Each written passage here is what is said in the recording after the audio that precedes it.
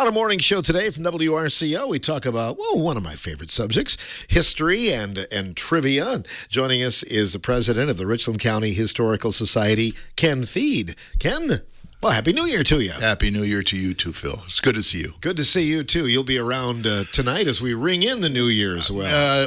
Yeah, maybe kind of just secretly sitting in and listening. How's that sound? That sounds good to me, right. Triviathon coming up tonight. We'll talk more about that in a little bit. Has it been a good year for the Historical Society? Great year for the Historical Society. Our newsletter is going strong.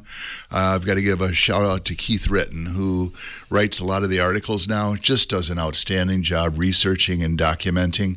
I'm blessed with a very good board of directors. I'm going to recognize them all just by saying each of them I appreciate very much and what they do. Most recently, and I'll mention Barb Cody, who does our webpage. And if you haven't been there, go to Richland County Historical Society.weebly, WEEBLY.com. And just check out what's on the webpage. There's so much there, and we're looking to add to it in 2025. I really enjoy your history minutes, which we hear on WRCO News during the week and then on Sunday as well. But you've done a great job of getting around the county. You know, there are places that, I grew up near. Other places when I was growing up seemed so far away, although they're still in the county. Well, and it's funny when you hear about it, you all of a sudden relate to where that is. Uh-huh. And it's an immediate, you make that connection. And it's local. So it being local, you'll either get one of two lines, I didn't know that, or they want to add to the story, which I really enjoy, where they want to fill in all the gaps and all the... I said I only have 3 to 5 minutes there. And so to fill in those gaps about where Tavera was or something about the iron mines in Cazenovia. And I do try to really go throughout the whole county. I try to mix it up with locations and people and events. And somebody said to me one time, they said, boy, that must be really tough. I said, the toughest thing is trying to pick out which one I'm going to use, because there's so much history there that's untapped, that hasn't been covered, that hasn't been used, or so much history that you just took for granted and you never realized, there is a marker there, or that's what the significance of it is. As we enter 2025, then how many years does that mark for you doing those minutes? So we're into year 4 already. It started in December of 2021, just with what was Christmas like in 1921. And if you go to our webpage, and Barb's got them on there, all 3 years, so that's 156 excerpts. And we also have on the anniversary clip, which for tribute to WRCO in 75 years, I really enjoyed doing that, and I think it turned out very nice. So you have all those where you can listen to them, and the narratives are there and available to you. Absolutely, and that one went really well. We enjoyed it. Of course, it was about us. But when you look at those past 4 years, is there one that has gotten the most response, Ken? I have to go back to the December of 2021, and they would say to me, I never realized why when we went to Grandma and Grandpa's house, there was that nut dish on the middle of the table with nutcrackers and nut picks. And you get those stories going just like you would about the cake or the tree or whatever, the presents. Those are always, the fruit cake always brings attention. But people caught me more on that one item. Easily 24 people reached out to me and said, I never knew that. I didn't realize that, and sometimes we, again, take things for granted. And there's that flashback. Tell me you don't have that flashback of going to Grandma and Grandpa's house or spending the holidays with family and friends. And those little memories really tie in. Absolutely. I remember that. I remember the old Christmas candy dish, which by January, a lot of them were stuck together. Well, it depends on which you liked. You always try to pick out, because it was a mixed dish, right? Uh-huh. And so you always picked out your favorites first. It's just the way you do it. And then you wash it down with a warm 7-Up. We always had that too at Grandma and Grandpa's, Good memories. Good memories, absolutely. So as you look back, and your issues, I know you've got a new one coming out for the Historical Society. January issue will be coming out. It's already, I can honestly tell you that it's laid out, and all it is where we've got to print it. We always try to get them out about mid-month, so somewhere around the 15th of January, you should be expecting a newsletter. And we do 3 now a year. If you become a new member, you get 2 years up front, and that's and the support has just been overwhelming. with people becoming members. And I guess I would put the shout out, there's nothing wrong with a donation. We're still a 501c. It's going for history. The newest edition will be the egg exhibit, and that's it's going forward. We've got the sign out there. Shout out to Randy Olson. Thank him for dropping off the gravel so that whenever we want to get at laying out we've already got 6 pieces of machinery donated.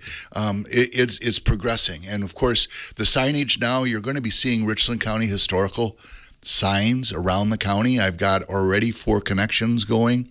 And when I say that, we're creating more history in the area. You'd come to the schoolhouse now, and if you weren't there on Sunday from 1 to 4 in those summer months, you'd still get the history of the Akey School. It's there now in front. That sign is there. And BL Science did an outstanding job with it. We now have the Ag Exhibit sign up. And anybody that would be interested in donating to that Ag Exhibit, they certainly can. Again, it's still in the early stages of formation, but it is going forward. And that's a plus for the Akey School. With the machinery exhibit, what era of machinery are you looking at, Ken? Excellent question. So we're looking for anything that would be non-traditional. So if you were to say a hay rake, a drop rake would be preferred. If you'd say the 5-bar rake over maybe the wheel rake, all those things tie in. So one of the donations is a 2-bottom plow. And we would take one that was pulled by an animal, a beast of burden, or one that was used because when you started farming, circa 1950, let's say, there were a lot of things with smaller machinery. We're not looking to put in bigger machinery. We do have from a grain binder, just that section, so we wouldn't put the whole grain binder there. And it's not quite to the level of what you would find if you went to Cassville and Nelson Dewey and the Ag Museum that's there. But all of a sudden now when you come to Akey, you're going to see what would be just to the east and that triangle section that's there. You're going to see a display of farm machinery with a brief history that goes along with it because there was such a tie, a connection between agriculture and those small one-room schools. The families intimately that are within 2 to 3 miles, they had a farming background. Many of them were a part of that with all those one-room schools that are throughout the county.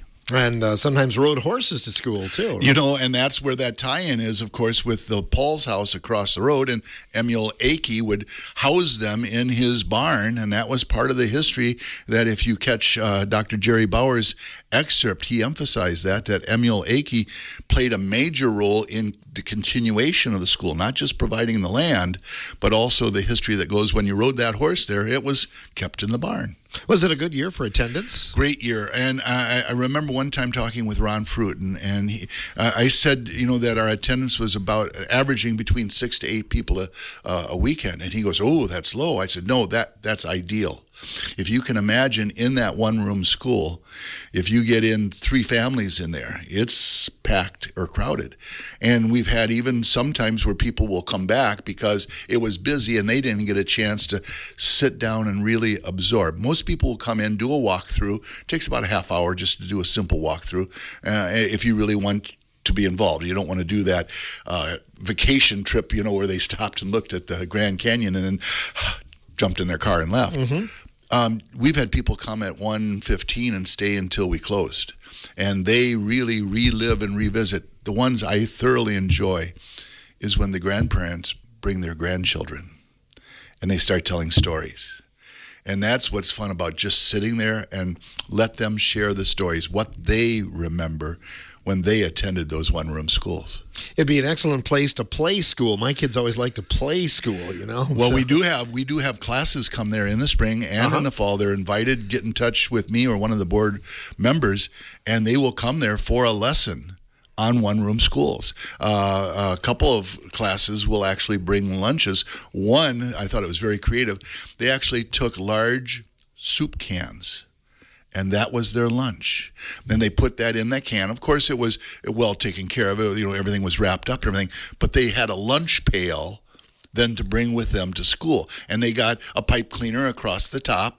And if you can see the creativity that might go there with a third grade class that visited, and we can accommodate, anywhere from 15 to 20 students. And they sit in the desks, and we'll actually go through a lesson with them. Wow, that's got to be outstanding, and I don't know, maybe it sinks in so much for the kids, but I think it would be just fun to be a mouse in the corner there. Well, I think the chaperones have as much fun as anyone, and that's all a part of it. It's a treasure. It's a historical treasure that we have in the county. I don't know that there are going to be Achy School questions on Triviathon tonight. No, but I do remember that you and Ron had one time when you asked what was the name of the newsletter, which is the Achy Breaky News. Achy Breaky News. If you remember, that was one of those questions on Triviathon. Yes, absolutely. Do you push new exhibits into the schoolhouse from time to time and let others rest? Excellent question. So we're very limited at accepting donations. We're accepting mostly books, if I could be very straightforward. But here's our January issue. You hit it on the head, and I know you didn't know about it. Oma Kucher, who attended in the early 1900s, and she kept all of her things in a dresser drawer in the attic. And Geneva Gillette found them and donated them. They will be now on display because the books are there. The original bell from the Achy School will be there this next year. So we can tie in that history. It will be the insert section to the newsletter. You'll be able to see the items that will be on display. What I would only mention one thing exclusively, her notebook with notes. The penmanship is meticulous. Her cursive, the neatness of her writing is unbelievable.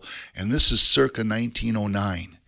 And if you think about going back to that time period, on the front of the notebook was Teddy Roosevelt because he was the president. So that was, of course, on the front of the notebook.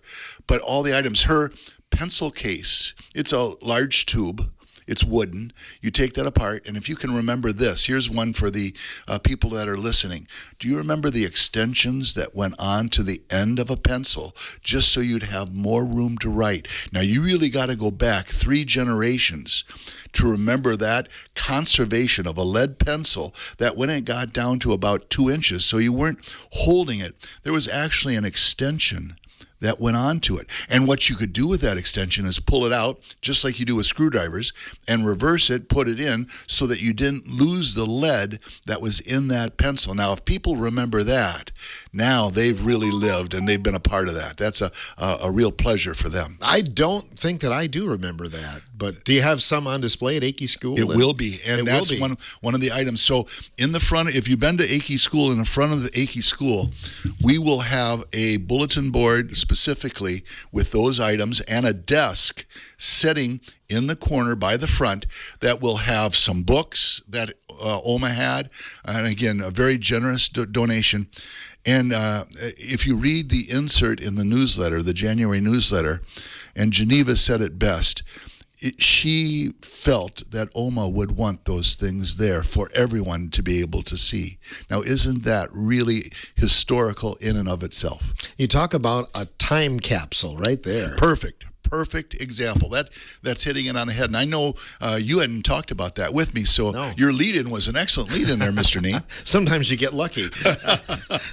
A caller asked this morning, Mr. Thiede, if it says, do you two know what a grain cradle is? Yes.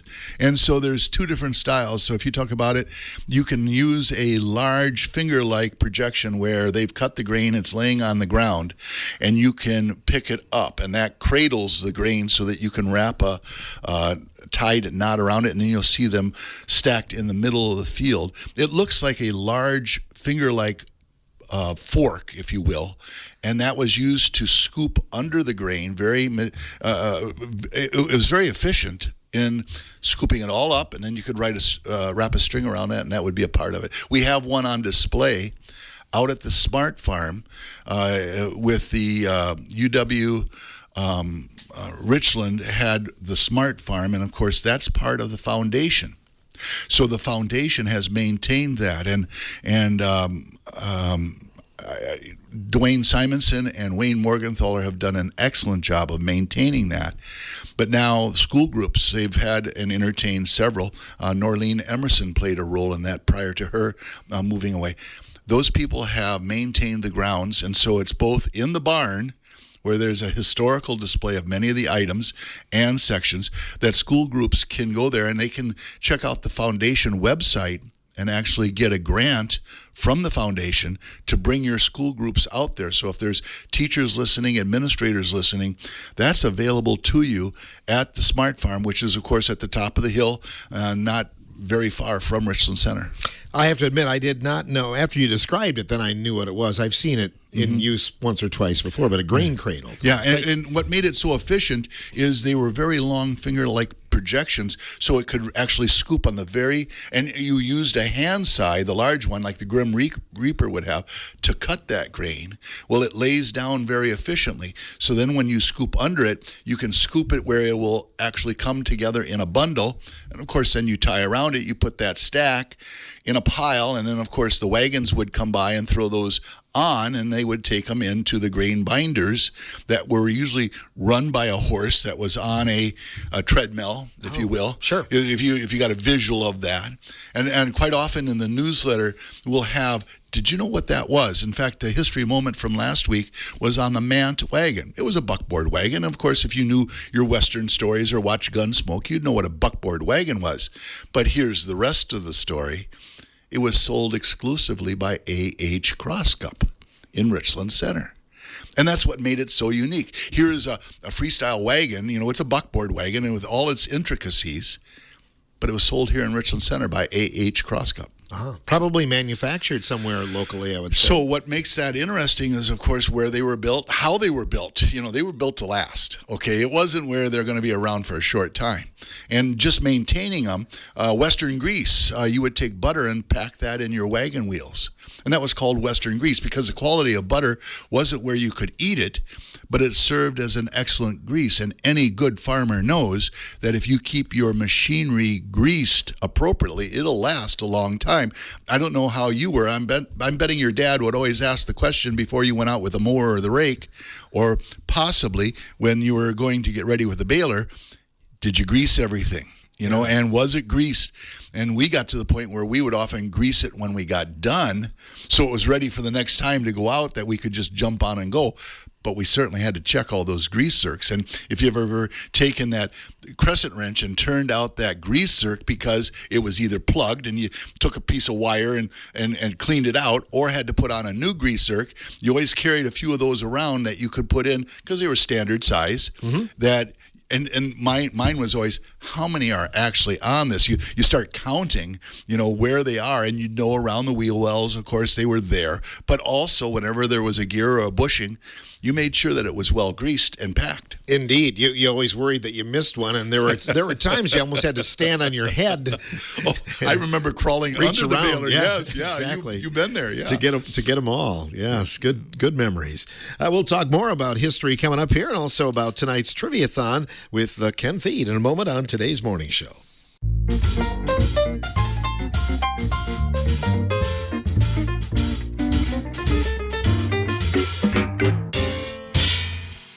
Welcome back to our morning show on WRCO Radio. Ken Thiede is here, president of Richland County Historical Society. Well, Ken, the Triviathon started in the late 1980s here on the radio. You remember that, too. I do. You mentioned it earlier about doing the Time Magazine articles. I still remember teachers would make up questions, and they had as much fun writing up that 10-point question, 20-point question early on in the era. How we actually came around. I was trying to think when you mentioned that, when it was that you and Ron took it over, because I still remember saying, Ken Thiede, he says, every New Year's Eve now we're going to be spending doing this Triviathon. and it was a great community program. But I know there was a certain point where you and Ron took them over and took the questions, and the student council provide the power behind the scenes, answering phones and doing the scoring of the like and everything. Yep, a couple of years into it, so we could get the questions laid out, and then we had more sources than just, sometimes somebody would just say, well, how do you know? Because that's the way it is, and that doesn't always fly. The Brewer Library was not happy. They always said, let us have a little bit of a heads up, because people would come in and check out, the blue books and all of the historical stuff. Yes, they did, and that was a different time. Well, and I remember, I have to give a shout out because I was reminiscing, Ryan Keller and Carrie Keller, and of course they're not related, and they were doing the first scoring the first year, and there was only 18 teams, and I still remember they used construction instruction paper and drew lines with a ruler to keep score. And then Ron Donahoe's son, Kelly, who is now out in Seattle, did the first program on an Apple, and then John Basarich changed it over so we had two separate computers with two different scorings. It was really Dave Turk that played a major role in getting that system, of course, now what Bo does and what Bo is taking care of, and Adam Hess has that techno background that they can do it.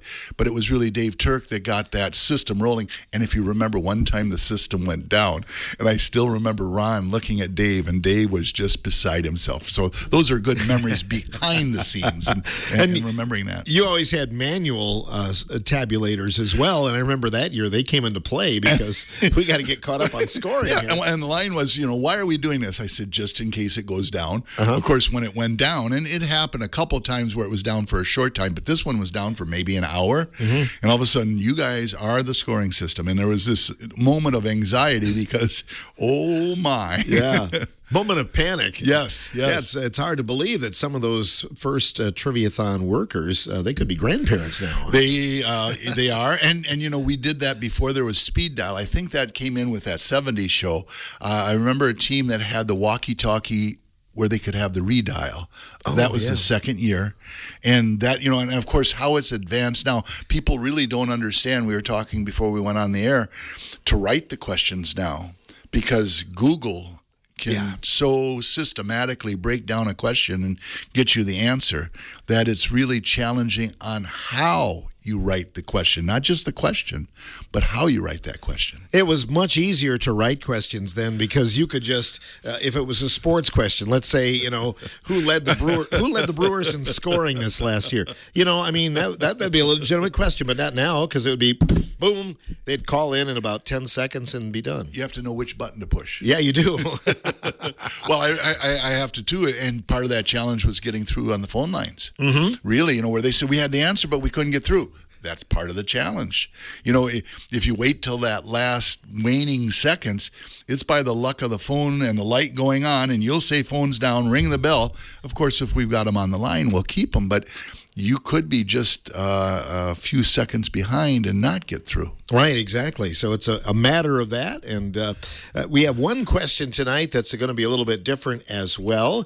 As it's going to be how quickly you can get it. You're going to use that question. Yeah, I think we're going to add to the point total. Okay. So you have 45 seconds on the first clue. Okay. And then we'll give you a second clue, and then if you don't get into the first, it's 50 points. Yes. The first 45 seconds. And then the next clue, it's a 40-pointer. Gotcha. The next clue, it's 30, and so on and so forth. So with a 10-point, you should be able to get it with a 10-pointer for sure. Yes. But now you're gambling a little bit. Do we call in? Right. Or do we wait till we're absolutely certain that we know the answer? You can only call in once. That's right. And if you call a second time, it's going to void your answer anyway. That's just a rule that we've had all along.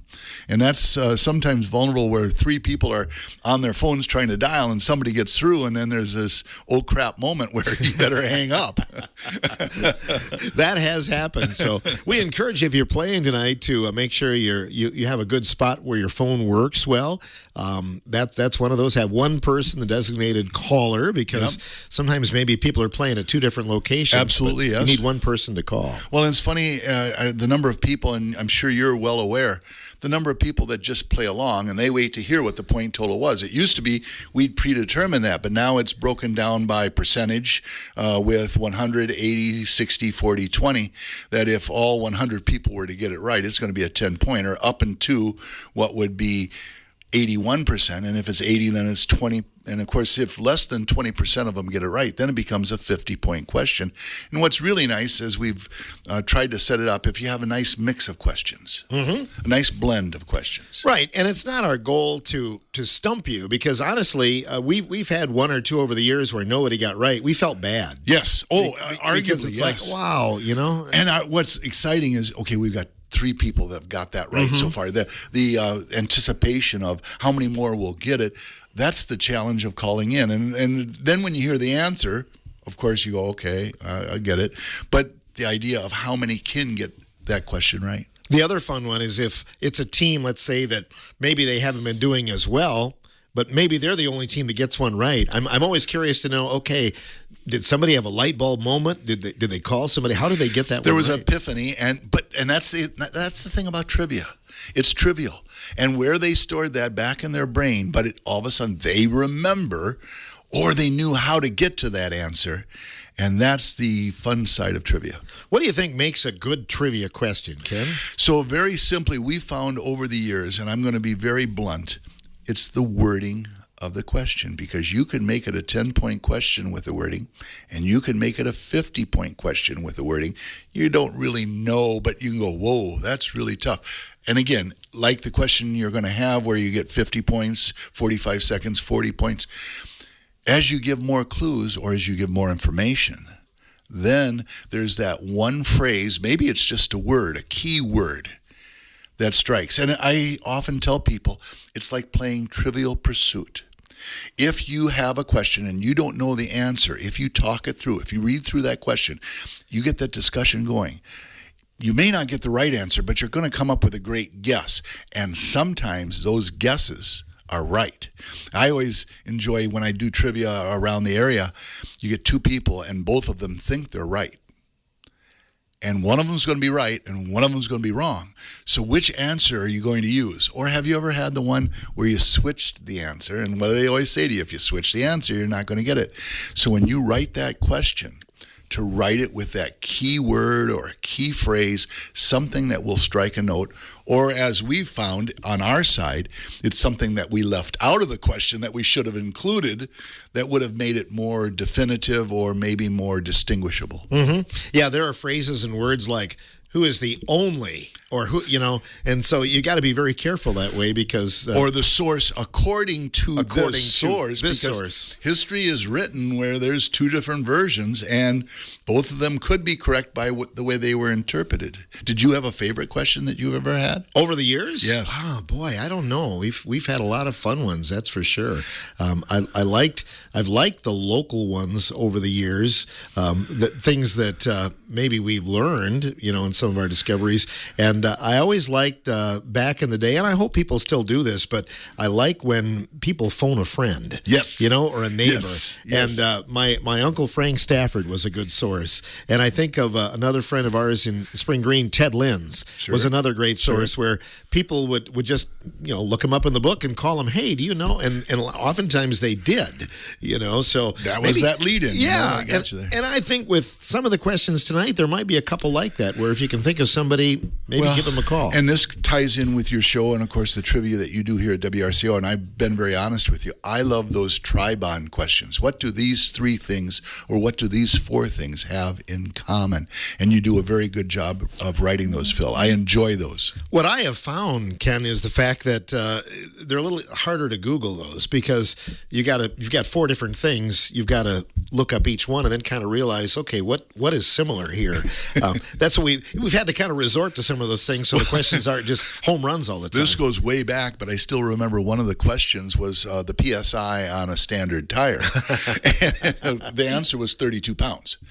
And somebody says, well, I just went out to my car and I looked at mine and it said 35. Yeah. Right. We've had those over the years too. You talk about the resources, the standard ongoing joke. It was the second year that we were going.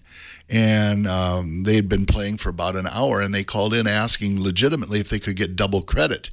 And we asked why, and they said, well, we're still in the barn milking, and the only resource we got is the cows. And they were coming up with the answers without those history books, without the references or guides. And, of course, now Google, they were just coming up right off the top of their head while they were doing chores. That was impressive. They probably should have gotten some sort of extra credit for that, I think. It was a plus. And how about the team names? Do you have a number of team names that are back? Yeah, I think Bo has it in the other room, but I do want to give a shout out to the ID10Ts. That's a creative one. They were the very first team to sign up. I think they may have been last year as well. Sure.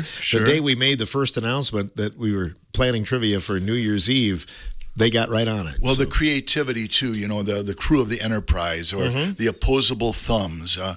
Those names are sometimes where you'd have as much fun coming up with a team name, appropriate, of course, for the radio, that those creativity notes, you actually have to think them through, like ID10T. If you write it out, you'll get why we're talking about that one. Also known as. Well, isn't that like Man from Uncle and what was it on with Don Adams on Get Smart? Get Smart, yeah. That all of a sudden those scrupulous names become a part, and that's where the fun of it comes in too. Is all the stuff that goes in. We're setting something up for the community, for the greater Richland area. Hopefully to have, if they really want to have something for New Year's Eve, they can have it centered around it, and people will bring in munchies and they'll have their social party, but it's built around listening to the radio. And if you just want something as a background, a backdrop, it's a great thing to have because, first of all, I have to be honest, you play great music. And it's almost like those were the days on what would be Tuesday night.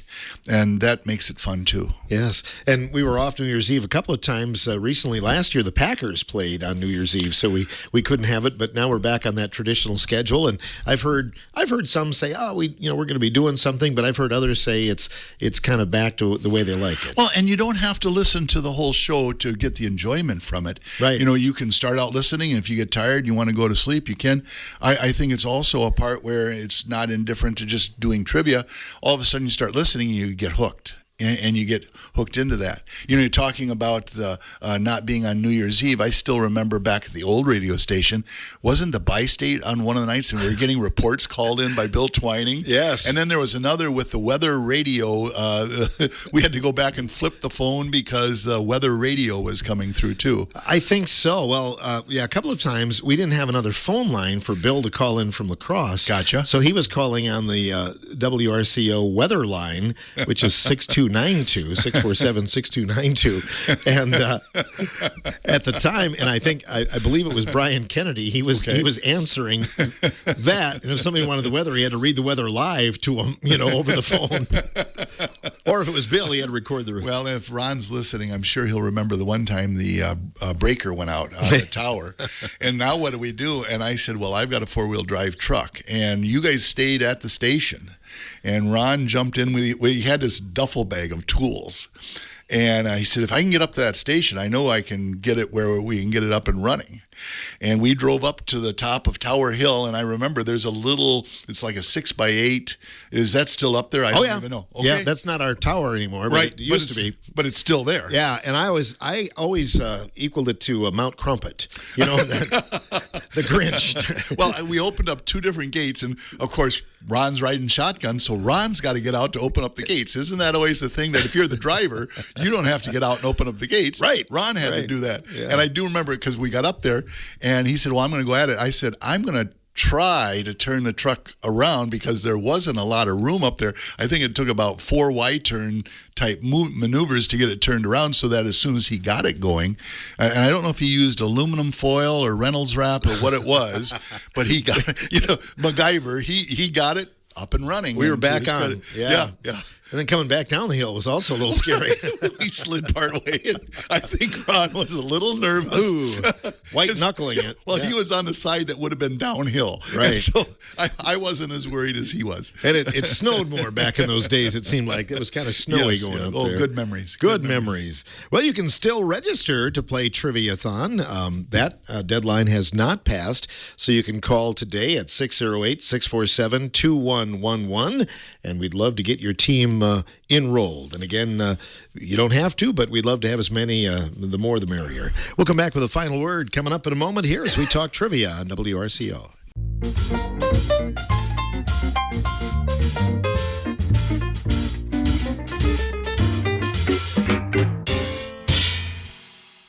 Welcome back to our morning show studios on WRCO Radio, our final morning show of 2024. We've had a lot of guests on here. You have the distinction of being the final one of the year. How about that? I'm taking that as a real honor. Thank you. It's my pleasure, by the way. Thank you. Good to have you in here and talking about trivia and Triviathon. It was his idea that you stole from the college radio station in Stevens Point. Stevens Point, and they'd been doing it a number of years. In fact, we actually took 2 field trips up there. For the kids, it was a nice getaway, but we were able to, I knew Mr. Oliva, who was the Oz, if you will, got the kids through the college radio station and the lines. And, of course, they did theirs for 2.5 days. It was 60 hours. And having played it, you'd be sleeping on a couch, and somebody would rouse you up at 2 in the morning saying, do you know the answer to? And some of the obscure answers, they would actually have a computer file that kept track of their questions during the year. And it was just a great experience for the kids to see that, but also the appreciation for Ron at the time being willing to bring that to this local radio station and provide in the form of a community service. So Stevens Point and WSPT, the local college station, and STP is, of course, the regular station in Stevens Point. The idea of playing that trivia, which was world-renowned, it was well-known throughout not just Wisconsin, but it was national and international that they had teams playing. I think they registered over 2,500 teams one year, if you can imagine that computer bank. And we're going back to the 1980s. That was just remarkable. I was in awe of it. And phone lines, we usually had 4 or 5 lines. Well, they had, at a table, 12 phones answering. And if you can imagine the amount of the uniqueness behind that, it's just immeasurable. Theirs was in April. Theirs was always set for April. And, of course, a lot of the college community played, but the local area, and then, of course, it expanded and just grew. You know, it was great. Pre-internet days, too. So completely. Yeah, they could ask a few different questions. Well, they were using the Apple IIes. So if you can see that monitor sitting there and imagine how much size of, for file storage, it's remarkable what they did and how they did it. And we've even had the time where GTE, we were worried about frying the phone lines or making bad connections back. Now it's cell service, and cell phones are playing a major role, of course, in what we're doing. And that's why your point, make sure you're at a location where you have good cell reception so you don't get cut off. That happens on Prime Mover. That happens, I know, for you in the call-in show. Don't call from your vehicle driving down the road. We want you to be safe, obviously. But that's why it's set up to have at a home and a location where you can have a good cell reception. And I think fun for the whole family, because it's something that, again, everybody can be a part of. Maybe one of the youngest members of the household can help. Well, there might be a question or two like that. Never know. And, there will be some that have local ties, obviously, because we like those. But I think even though they have local ties, you might be able to find some leads online as well. That's part of the creativity. And when we went through those, just the idea of how are you going to figure that out? And the idea that there is a couple of just really tough questions set up purposely to be that. It isn't where you get 100 on this test. We're hoping that you're able to play along and stay enthused because of the types of questions that are written. I'll always ask the question, what was your favorite one? And then what was the toughest one for you to answer? And people will respond. Or frustrating one. That's the one that usually gets them because they knew the answer, but they didn't think of it until after we were reading it. And that's the nice thing about Triviathon. You'll get the answer with the next round. And so you're always hearing the question. Of course, you can keep track at home, but we'll be keeping track here at the station if you're willing to play along with us, and we're hoping you will. I've always said it'd be fun to see video of like a question asked, and then, okay, where are we going? And then scrambling for it. And then once you get through, then there's that downtime. You've got about 5 minutes to catch your breath and go get another Mountain Dew and and some snacks, and those play into it as well. Yeah, they really certainly do. So if you're playing along tonight, 608-647-2111. That's the number to call in your answers. And each team has their own number to identify them, their own code. So just give the number and give the answer after that. And we'll, I think, just about 10 minutes for every question. Sometimes a little less because we can tell sometimes all the teams answer within the first 5 to 7 minutes. You know, if we're hitting about 5 to 6 questions an hour, I think it's usually ending up to be about 33 questions by the end of the night. Mm-hmm. So that means we're hitting at 5 or 6 questions per hour. And again, I'll come back to, I have as much enjoyment with the music that's played along with it.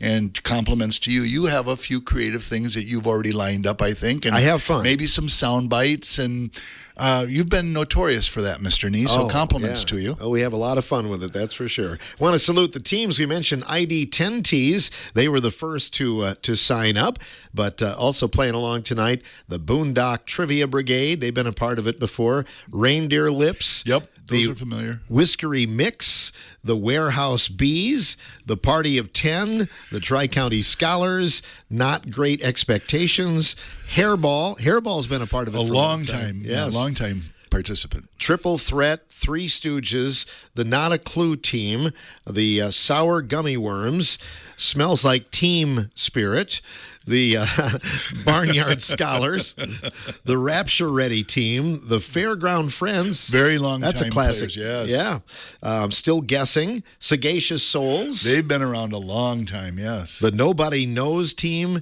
the Ubiquitous Wayfarers. That's a tough one to pronounce. That is a hard one. I always have to slow down on that one. We use abbreviations here. Yeah, we do. The Lazy Patch Kids and the Just the Facts Bro team. Oh, that's a more recent one. That's a more recent one. Yeah. Those are among the teams that are playing this year. And please, you got time to register. I think you're shooting for a noon registration. We'd like to, but we're not hard-nosed about that either. I remember last year we got going about 10 minutes into it. Somebody called and they're like, "Hey, can we still register?" I'm like, yeah, sure, whatever. The more, the merrier. So, and that's part of the community. You didn't get the first one right, but we won't go back to the other questions. No, but you can play right now, starting.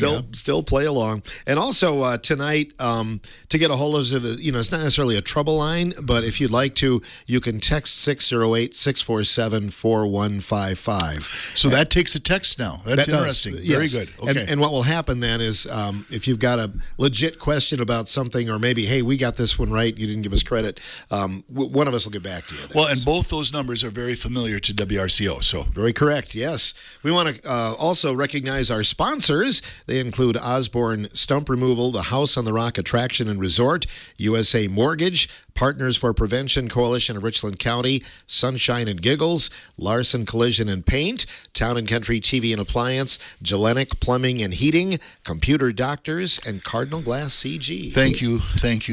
Most definitely. So that allows us to have a little social life on New Year's Eve. It makes it interesting, doesn't it? Otherwise, for us, it'd probably be stay home and go to bed. Well, for me. Yeah, midnight. It does take us a little bit past our bedtime, does it not?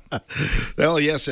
One night a week I stay up that there late, you go. But now it'll be 2 weeks, 2 nights this week. Yeah, I don't have the recliner here, so that'll have a factor on it for the old man from Runningbrook. Yeah. You bet. But a lot of our staff will be around as well as we celebrate New Year's, and we're just going to have a good time. Ken, thanks. I know you've helped contribute to a lot of the questions as well this year. No, the anonymous historian took care of those. Yes, they did. And other members of our staff. And other members as well. Yeah. All right. Well, we'll see you tonight. Looking forward to it. Gets underway at 6 o'clock. Sounds great. All right. Ken Thiede joining us. He is the president of the Richland County Historical Society, sometime Hysterical Society, right? Kind of depending on the day.